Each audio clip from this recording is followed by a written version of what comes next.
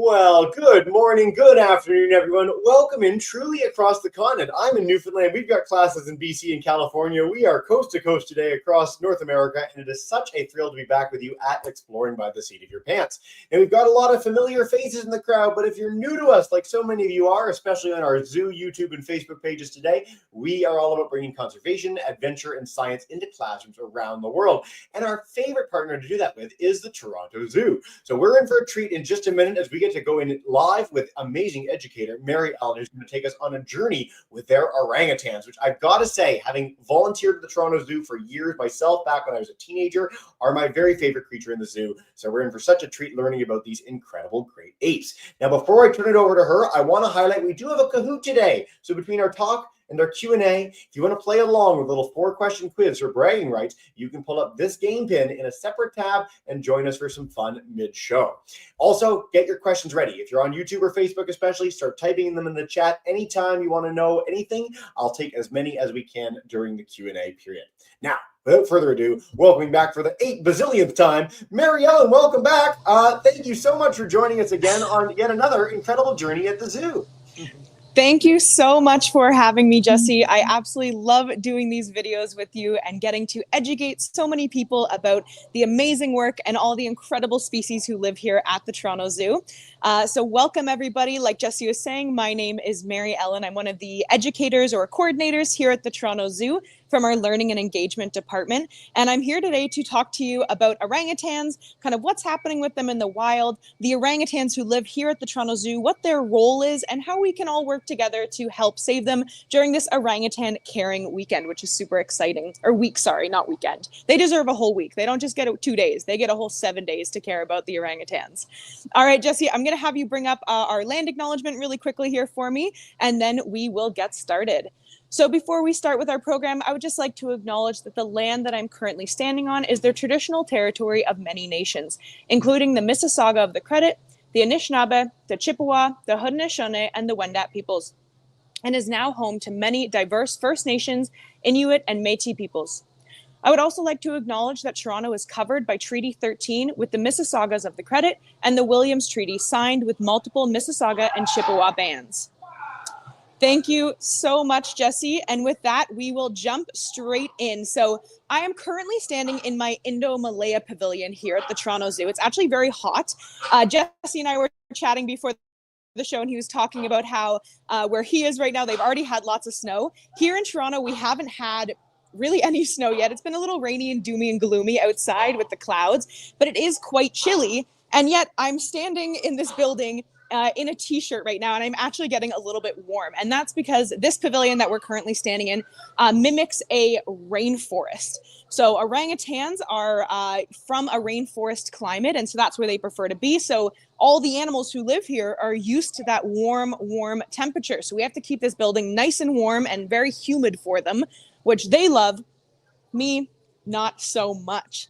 Now, we are going to be meeting these amazing creatures in just a few short minutes. But before we go, I wanted to talk a little bit about kind of what's happening to them in the wild, how they're doing in the wild, and then we'll get to go see them up close and personal. And they're also going to get a little extra special treat for us today to hopefully be able to see them a little bit better as well.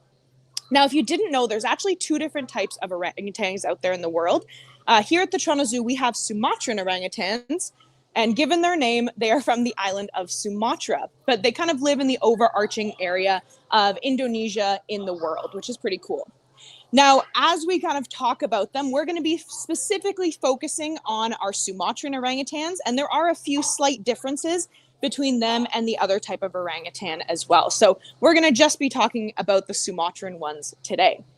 Now, Jesse mentioned as well, I've been on this channel before. We've done a few videos since 2020, I believe, actually. So we're coming up on our 4-year anniversary of doing these. And during that time, we've talked a lot about ways that animals are affected in their habitat. Now, given that orangutans are very large ape creatures and they live in a rainforest, they really rely on those trees in their rainforest to explore around, to eat food, to find everything they need, their nests that they build at night to keep them safe. They rely on those trees. And because of this, it's really important that we protect those habitats. And orangutans give back to their habitat. Does anyone want to guess? What do orangutans do? They're very large primates. They swing through the trees.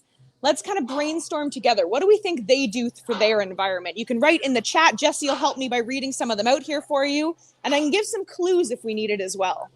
Okay, so classes, we'd love to have you, whether you're on StreamYard, YouTube, Facebook. Share what you think orangutans do for their habitat in the chat. We're going to take questions like this throughout the broadcast. This is not just your chance to ask questions about orangutans, it's your chance to be actively involved as viewers of the show. So we'll wait for those to pour in. I know it takes a few seconds sometimes. But Miss Christian's class, Avoca West, Division 2, Miss Chador's group. Let's see what we've got coming in. So our first one's pooping. That's interesting. We almost never get anyone saying this anyway. So, what might that do, Mary Ellen, to help our trees? Help plants is our second answer. Maybe that's our answer. That is pretty right on the bar there. And I apologize as well. You might be able to hear in the background. I hope you can still hear me. Jonah, our concave cast hornbill, has decided to do some calls, and he's directly in front of me. So he's a little bit loud here, so I hope you can still hear me. But we are right on it. So they are actually one of the best seed dispersers of any large mammal. So basically what that means is, think about maybe this morning, or maybe for an afternoon snack today, you might have an apple, or maybe like a mango, or some other type of pitted fruit or seeded fruit. And when you eat it, you're probably not going to eat the whole thing. When I eat an apple, you cut it up, you take out the seeds, and you eat just the flesh of it. But orangutans and other large animals who eat fruits in the wild, they don't really care. They're going to eat the whole thing. They're not sitting there paring it down and getting rid of the seeds. They're eating the entire fruit as they have their snack or their meal, whatever they're doing at that time. And this is really important for tree species because, as I mentioned, they're swinging through the trees constantly. They're exploring out into their habitat. And what that basically means is they're eating in one location and going to the bathroom in another location. And they don't digest the seeds. So we're kind of right. When they go to the bathroom, the seeds are able to come out with a nice little bundle of fertilizer, and they can actually help to reforest the habitats that they're living in. So they're super important for their own habitats, and they're able to distribute that around and really make a huge impact on the land that they're living around. Now, one of the big issues that we find with them right now is they are declining in population due to something called palm oil. Now, you can say a quick yes, no in the comments. Does anyone know what palm oil is? Anyone heard of it before? You might have also seen it. It can sometimes just be written as vegetable oil. Yeah, Jesse's got his hand up there. Palm oil is something that I never heard about when I was the age of our kid in classes. But now as an adult, it's become a really big topic in conservation. So palm oil, I'll put this up for anyone. We don't know about it as our first answer. Let's see what we got on YouTube as well. Nice. Yes, so a bit of both so far. Okay. No, mostly no, which is really interesting. That's good to know. Interesting. Well, okay, this is good though, because that means we get to do some education today. So I'm going to be on the move here now, and I'm going to come around the corner. We actually have a really great display of about palm oil here in our Indo-Malaya section. And I'm going to just take a second here and turn the camera around. So you don't have to look at me anymore here. We can look at the things in front of me. Give me one quick second here. There we go. It always takes me a moment. But this is our really cool display. And what it's showing up at the top is different products that you might have in your house. You might recognize some of them. And these are lots of different brands. And palm oil is basically a vegetable oil that we see in pretty much everything. It's in about 50% of the items that we have in our cupboard. So it can be food or non-edible items like soap or makeup, anything like that, or even creams. And it's a really, really popular oil that we put in different products. Now, there's kind of a good and a bad to it. So what ends up happening is when we want to grow palm oil, unfortunately, we take our beautiful rainforests that look like this, and we cut them down to plant the palm oil trees that look like this here instead. And so unfortunately, what happens is we create a monoculture. And basically what that just means is we're only growing one type of plant in that area. And the animals who all live in Indonesia, they can't survive on just that. They need a variety of species. So they need to be able to have all sorts of different plants, just like the diversity we have here in our pavilion. All these different species have a really important job. Every animal eats something different. Every animal relies on a different type of plant. And when we just put the palm oil, that means that these animals are all pushed out of their home, which is really unfortunate for them. We want them to be there, and they're really important for that habitat to keep it healthy. Because when we grow just one type of plant over and over again, we can actually really do damage to the soil, and it can become less good at growing other things in the future if we kind of use up all the nutrients it has in that one way. Now, palm oil is, again, like I said, it's good and it's bad. That's the bad. Getting rid of our beautiful forest, affecting animals like our hornbill Jonah, who's hanging out up there at the top, squawking at us, and also animals like our orangutans, that can be pretty detrimental to them. But there's also a good to it. And the good side is that palm oil is actually a really effective oil to use for human consumption. It grows really well in pretty much any season. So it's really easy to grow. It's very fast growing, and you get a high yield from the harvest, which means you don't have to grow as much to be able to have as much back from it. So it's really a great plant and a really great resource to us. The problem is how we are growing it. So unfortunately, by cutting down all of this natural forest and replacing it with just the monoculture, we are hurting the animals that live here. And I'm going to try and tilt it up here so we can watch Jonah while we keep chatting here. And you'll hear probably in the background, I don't know, Jesse, you can let me know if you guys can hear it or not, but Jonah and our gibbons are chatting now. So there's a hooting sound and then a squawking sound on my end here. So Jonah's just up at the top talking to all the gibbons up there. But what can we do about this? Now, do we think if we don't like palm oil cutting down the trees, do we think we should just stop buying things with palm oil in them? Do we think we should just cut it out? What do we think we can do? What do we think, guys? If you guys want to chime in, that's fantastic. And Mary Ellen, I'll ask too, if you want me to play the orangutan video as a bit of a backdrop, I certainly can as well. But we'll see how it goes. I know we've got some extra sections to go to in the program. Palm oil, what do we think? Is we just stop buying it? Can we stop getting it? Would that help things? These are the complicated questions that, by the way, not just kids are dealing with, but entire communities, the world. We like Nutella, grow fewer trees.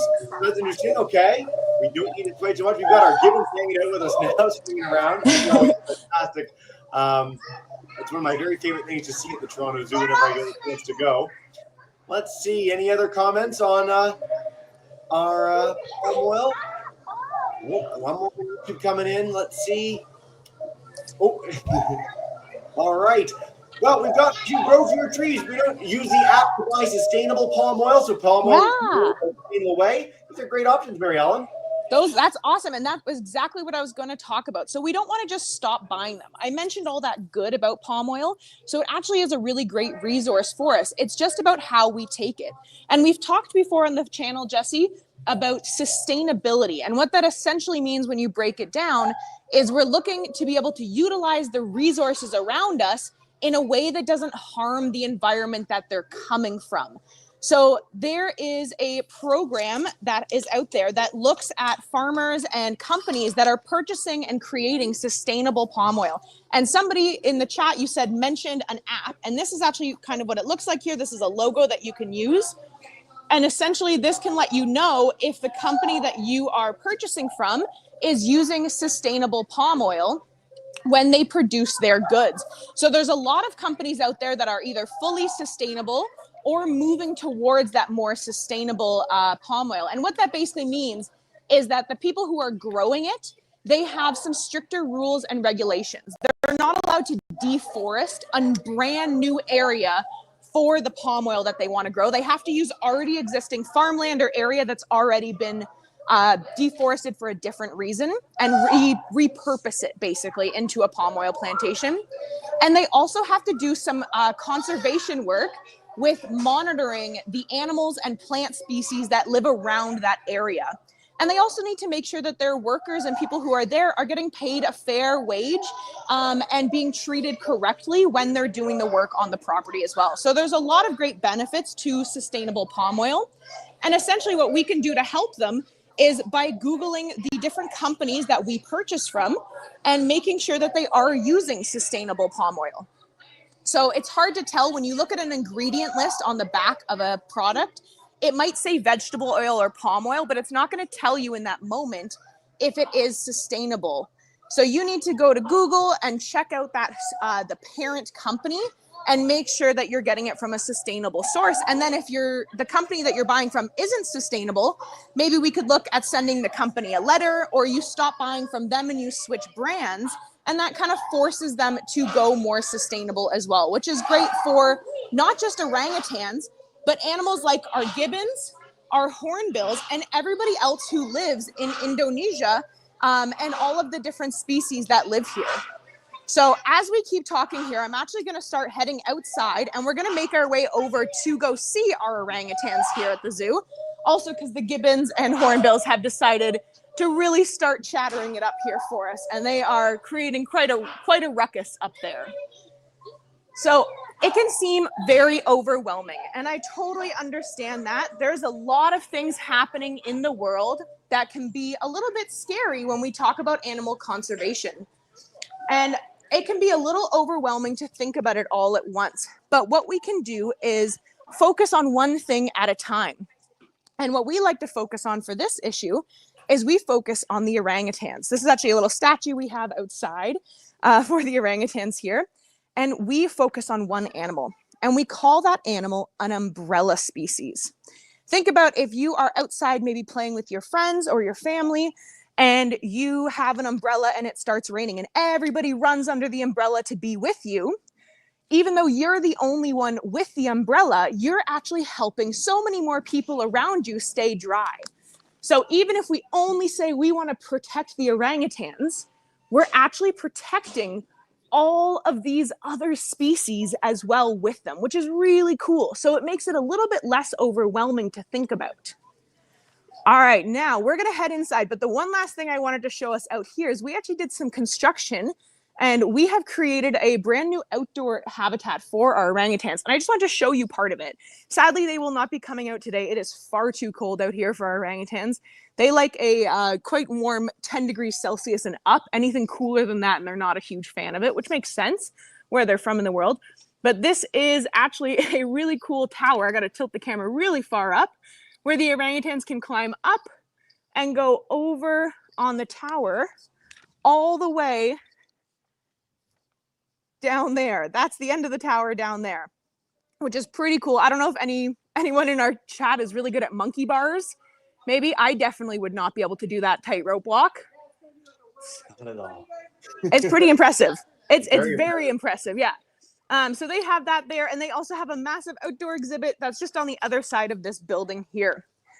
All right, now we're going to turn it over to our actual orangutans who live here at the zoo. So we're going to head inside. We've just gone from one half of the pavilion to the other half, and you can still hear Jonah and our gibbons having a little chat here. But as we walk through, I want you to take in, these are all the species of plants and animals that we are saving by just caring about orangutans. For example, this is a tomastoma. This is Fernando. He's a pretty cool guy. He's just chilling in there right now, but he is saved thanks to the work that we do with orangutans. All right, and we're gonna head up here to get hopefully a really good view of our orangutans, and we're gonna try and see who is out today. So let's take a little peek. So here at the zoo, we have 7 orangutans, and this is their indoor exhibit here. And I do see someone over there in the corner. But when you first come upstairs, it can be a little confusing. So we actually have this really nice little wall that says "Meet the Orangutans." And you're able to get a nice big photo of them and a little bit about their personality as well. So some of them were born here at the zoo, some of them weren't. And you can kind of learn a little bit more about them, which is pretty cool. Even I still have to use this occasionally because even though I work here, the orangutans can be a little bit difficult sometimes to tell apart from each other. All right, we're gonna come over here, and to me, this looks like Sakali and Wally, which is really exciting. And I do see that our keepers are down below right now, and I think they're gonna be dropping something in for us, and maybe seeing if Sakali wants to come over and grab a little extra snack. So Wally is Sakali's baby. He's about 2 years old now. He was born in 2022. But they keep their babies with them for about 5 or 6 years. And so Wally's going to still stay like that. He's actually on her back right now and kind of side, like a little backpack. But we'll see if we can get them to come over. There we go. We'll hang out here for a minute or two with them while they're eating their snack, and we'll see if they want to come around and give us a little bit of a movement here and maybe look around. But they got a nice, yummy snack. Wally looks like he got some sort of fruit in his hand. It's bright yellow. And then Sakali looks like she's got some celery, and she's also drinking something as well. So she might have some juice or maybe some oatmeal as well. Now, I did create and highlight a little document here for us because it can get a little confusing with all of their names, especially because they don't all come out on exhibit at once. So I'm going to hold this up here for us. But this is our orangutan family tree here at the zoo. So who we have out with us right now is Sakali. And Sakali and Booty had baby Wally. But you'll also notice underneath of all their names, I put all these little shapes. And basically, if you were to spend time matching up all my little shapes that I made, that's the different orders that they can come out in. So the orangutans are mostly solitary. Sometimes the females will come out together, or some of them will come out and hang out together if they feel like it. But oftentimes they'll come out in random pairings for enrichment for them as well. So they have some friends that they like to hang out with, but they don't stay with each other all the time. They mix and match who they come out on exhibit with, which is pretty cool. All right, Jesse, we're going to hang out here with our orangutans for a little bit, but let's take it over to the questions. And if we don't get a great view of them here, we can start playing our backup video as well. Amazing. Well, we're going to start with our Kahoot to test some understanding and have a little bit of fun around orangutans, and then we are going to dive in with all our Q&A. So, Miss Shador's class, you guys are going to be our first group. Division 2 of Oka West, Miss Christie, we're coming to you all, I promise. YouTubers, Facebook classes, everyone, we can't wait for your queries as well. So feel free to start typing those in the chat if you're on YouTube or Facebook. Live classes, we're coming to you. But first, we're going to dive in with a little bit of our Kahoot. So, for those who are new to Kahoot, the faster you answer, the more points you get. And what you win is our everlasting respect for your orangutan knowledge. So please do feel free to join us with that game pen I brought up for a second. I'll highlight it on screen. And we are going to get underway momentarily with a little more of this. And then Q&A. So we've got 20 minutes more together. It's like an eternity in virtual broadcast world. I am going to start us off. And Mary Ellen, if you want to help us with any of these questions, you are welcome to chime in with some clues as we go through here. Perfect. Right. Question 1 in 3, 2, 1. All right. Orangutans live on which continent? Where do they live? We talked about island earlier in the broadcast, but are they in North America, Africa, Australia, or Asia? What do we think? And if you just want to yell it out in your class as well, that is totally fine. Where can we find our orangutans? Are they in South Africa? Are they there with the kangaroos in Australia? I don't think so. Somewhere different. Oh, a lot of you thought Africa. So Africa has the other great apes. So it'll have chimpanzees, gorillas, but Asia is where our orangutans live alongside our gibbons. So very good to the 10 of you who nailed that. Aquatic first. All right. Mary Ellen, I'll let you build them up for the second one. Orangutans are the largest tree dweller on Earth, the largest animal that lives in trees. How heavy can they get? 50 pounds, 100 pounds, 150, or over 200 pounds? What do we think? They are quite heavy. They're very good at their movement, though. So they're very, very muscular creatures as well. Very strong. They spend a lot of time climbing and swinging through here. And you set them up for success. It is over 200 pounds, so bigger than me, bigger than a lot of us, bigger than most people. They are an incredible animal to be able to do that, and that changes our leaderboard radically. So Royal Turtle's now in our lead. Question 3, true or false? Orangutans build nests in trees to sleep in. Surely not. That sounds crazy. Birds build nests. Crazy. Look at all these nesting materials in the exhibit here. Wow. I think they're going to go to waste. Yeah, that would be a bummer. We don't want that. No wasted nesting material. That's a riot. All right. And for those whose Kahoot is not loading, I'm sorry to hear that. You can just yell your answers out in class. We're happy to have you participate any which way. Most of you got that right. Yes, a lot of the great apes make nests, which is really exciting. So just like we like to fluff our bed up, they like to have something comfy to sleep in the forest as well. So Collie's even made herself a little nest in the corner there. Nice. Way to go, Sakali. What is the biggest threat to orangutans? Now, this is a tricky one. Pollution, habitat loss, climate change, or big cats eaten by things in the woods? Hmm. It's not the answer a lot of you might think it will be. And it's something that I always like to harp on when we talk about conservation in programs. Let's see what we've got.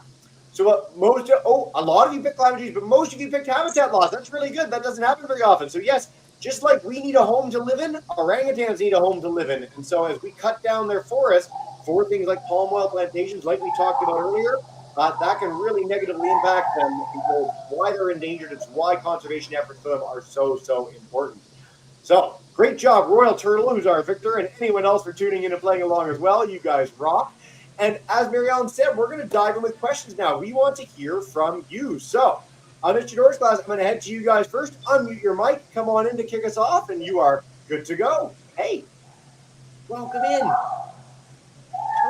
Hi, I'm just checking. I have a question. Carter, come. What's your question about orangutans?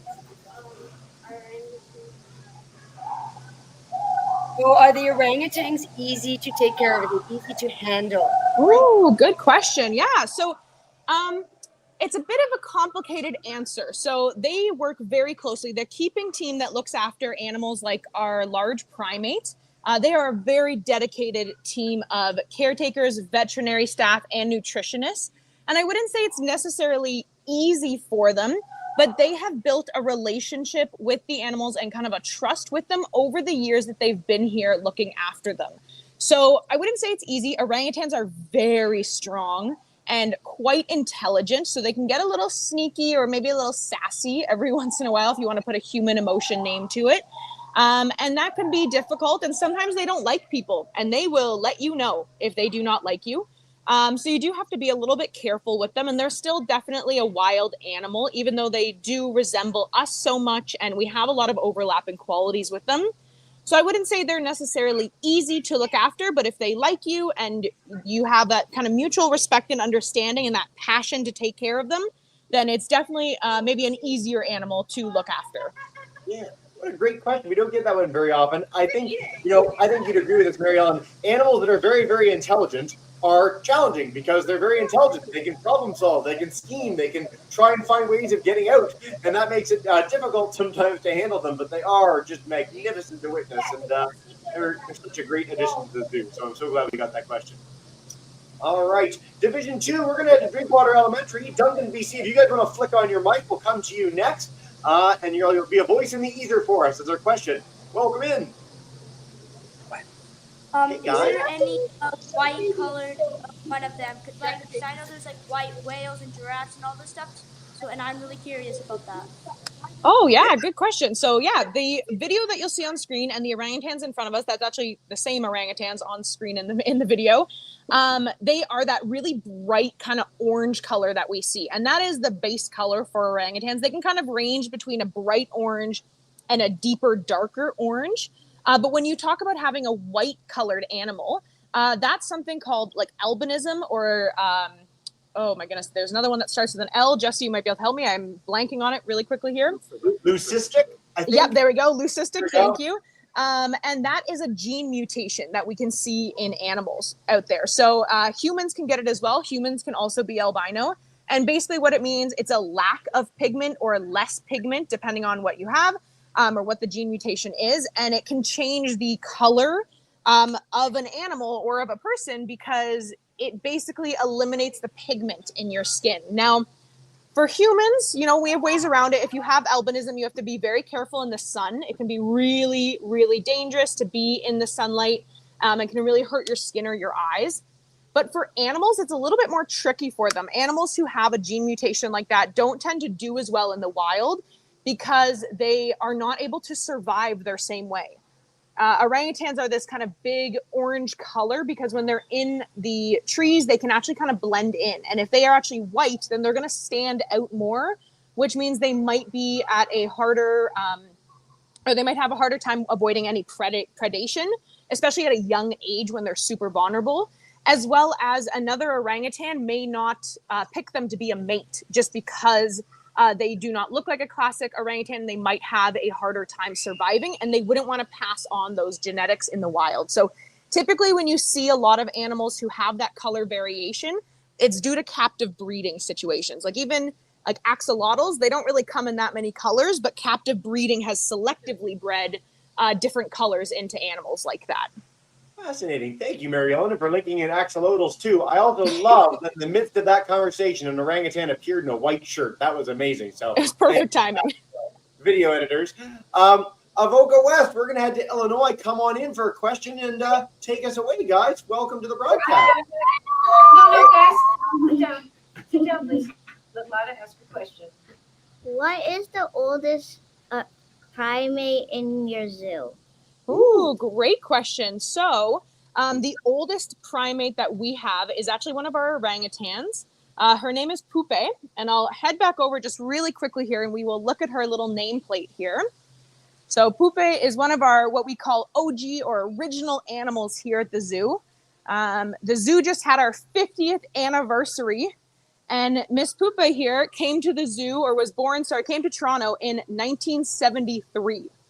And we think she was born somewhere in 1967, which makes her about 57 years old. So she's definitely our oldest here. She is a very iconic animal here at the zoo. If you've ever visited the Toronto Zoo, Pupe only comes out by herself. She's not like the other orangutans where I mentioned they mix and match who they come out with. Pupe is a solo gal. She prefers that. She likes to come out and just hang out by herself.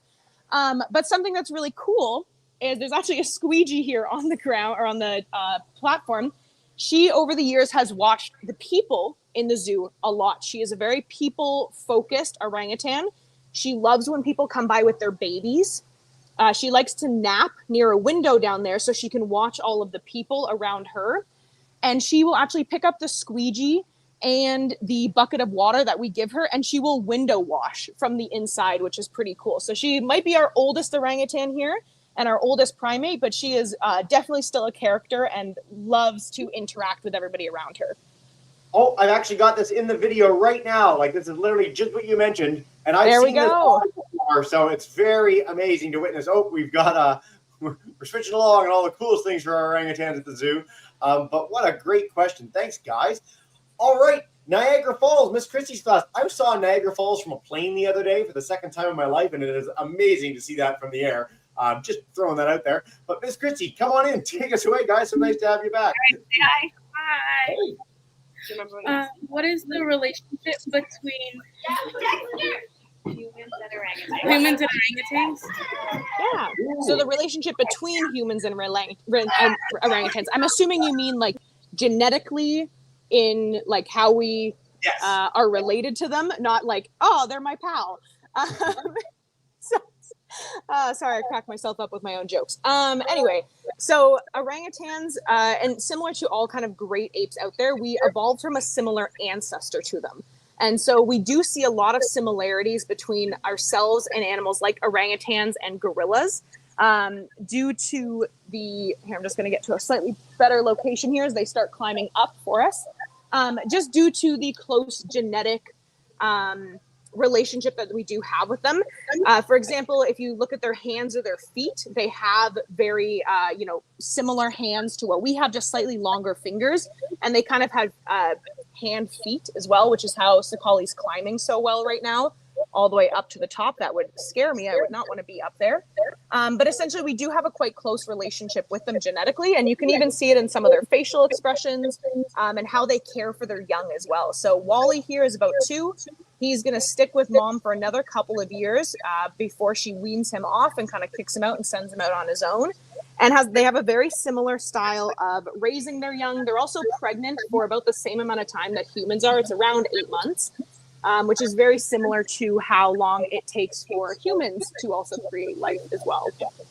I'll stress for our audience too, and we've discussed this in our gorilla programs in the past too, like we're a great ape. So humans, chimpanzees, bonobos, gorillas, and orangutans are all in the great ape family together. Orangutans are the most distant from us in that group, but they are our closest relatives. In the same way that a horse and a zebra and a donkey are related to one another, we're very closely related to orangutans. So I always love when we get this question, and it's so neat. And again, to go to a zoo, to go to the wild, to see an orangutan, you cannot not notice that different similarity. I mean, we are so similar in so many ways to them, and it's why there's such an enduring fascination with them. So, great question, Miss Christie's class.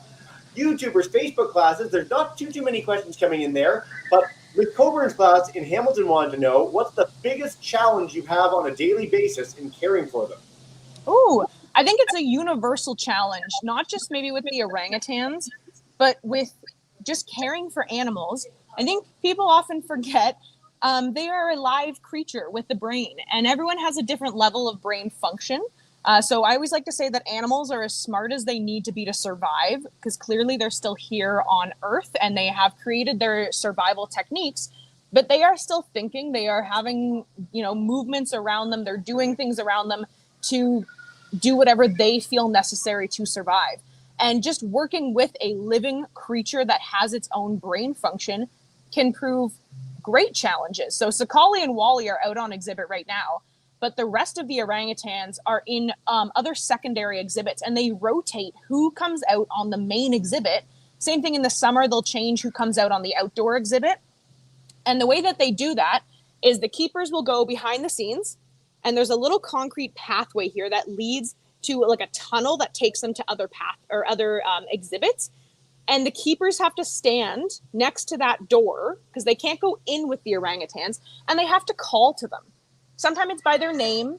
Sometimes they might have some food in their hands. Sometimes there's a sound that we recall our animals to, like a bell or a whistle, something like that.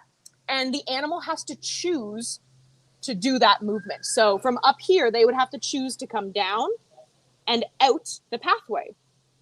And sometimes they don't want to do that. And there's really absolutely nothing that we can do to force them to do it, to get them to do it in any way. We're at their pace. So if they don't want to do it, they're not going to do it. Sometimes Poupe has stayed on exhibit the entire day because she didn't want to move from her nap spot. And you kind of just have to accept that in life, that working with animals can be difficult in many ways, but that's probably the biggest one. That's something we encourage happen in every one of our live broadcasts with animals. That's one of the great joys of programs with you guys at the zoo. So I'm so glad we got that question. Mary Ellen, time flies and you're having fun. We are nearing the end of the broadcast. So what we'll probably try and do is a rapid fire round with our live classes. Perfect. Miss Chidor's class, if you guys want to kick us off with one, come on in, unmute your mic, and you are good to go. Hey, guys. Hey, Phoenix, do you have a question? Yeah. How long do orangutans live still, or can? Yeah. So the average orangutan, they have a very similar lifespan in the wild and in captivity, but usually into their 30s or 40s. So Poupe being 57 is quite spectacular. That is quite spectacular. Good for her. Division 2, let's head to our Drinkwater School. Unmute your mic and take us away in Duncan. Hi, guys. What fruits do orangutans eat the most? Oh, yeah. So our orangutans here, they love melons. Absolutely love them. They'll get apples. They also really get they get Oreos sometimes as a high value treat. So I know that's not a fruit, but I thought that was a fun fact. They get mini Oreos, and they also love oatmeal. But yeah, lots of melons, lots of vegetation, apples, different mango, that kind of fruit as well. Yeah. Very cool. This is becoming an even faster rapid fire round than I thought. Mary Ellen, you rock. So I'm going to sneak in a quick question from Facebook. We had one about how many orangutans are left in the wild, if you happen to know. Oh my goodness. You know what? I almost always happen to know that answer off the top of my head for any animal that we're focusing on. Jesse, do you happen to know that one? I think you might have stumped me here. I Googled it just in case, but it's a tricky one. So 50 to 60,000 we estimate. It's really hard to get a number on something like an orangutan because they're in really dense forest and they're spread over a really wide array of islands, especially in Indonesia. But that's what we think, which is really low for something like them. So well, again, there's a lot of conservation efforts on hand, but 50, 60,000, it puts them all in the critically endangered sort of situation. So there are a few, but we're working hard to save them, and that's what groups like the Toronto Zoo are working to do as well. So great question on Facebook, and thank you very much for that. All right, Avoca West, we're going to Illinois, and then Miss Christie will wrap up with you in a second. Come on in, guys. Grade 3s, take us away. How many baby orangutans do you have? Ooh, so we only have one currently. Up here, that's baby Wally. He's going on a little side quest up there right now. But in total, I believe we've had something like 15 born at the zoo. Poupe, for example, she's had about 5 in her lifetime, which is about average for a female orangutan to have 5 offspring in their lifetime.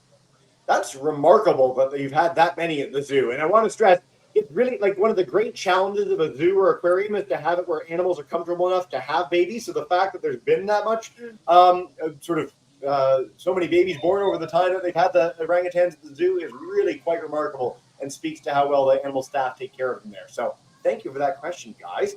All right, one last one from Miss Christie's class, and then we're going to wrap up and say farewell together. Come on into Niagara Falls, guys.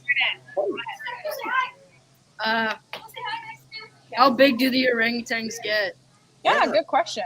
So the males get bigger than the females do, but I would say on average, their max weight is about 90 kilograms, which quick math in my head is just over 200 pounds or so. So that's about their max weight that they can get. Females are a little bit lighter than that. But if Sakali was on the ground with you right now, if you were in maybe 6th to 8th grade, you'd probably be looking, maybe 6th grade, you'd probably be looking like eye to eye with her if she was kind of crouching on her back feet. Interesting. Thank you for the analogy, Mary Ellen. I want to stress for all our kids, if you guys want to learn more, if you don't happen to be in the Toronto area, torontozoo.com has all sorts of amazing stuff on the science, the animals, and more that they have there. It's a really great resource. But please do check us out on YouTube. We've done like 40 plus broadcasts at the zoo over the years. We do one every month, all school year long. So plenty more to come. And before we wrap up and say farewell to everyone, Mary Ellen, is there just a last message you want to share with us about the zoo, the orangutans, anything to say farewell with today? Always. I always just like to say thank you so much for joining us here today. Even by just participating and learning about these amazing creatures, you can help spread the word about them. And I encourage everyone to go home tonight, take one item from your pantry, your fridge, your cosmetic drawer, and I want you to Google the company and see what kind of palm oil they use and maybe consider seeing if there's a brand that we can switch to instead. No better message than that, Mary Ellen. Such a thrill having you on. Stick around for after we're done as always. And I'm going to bring in our Avoca West and our Miss Christie's class to say a big thank you and farewell. Have a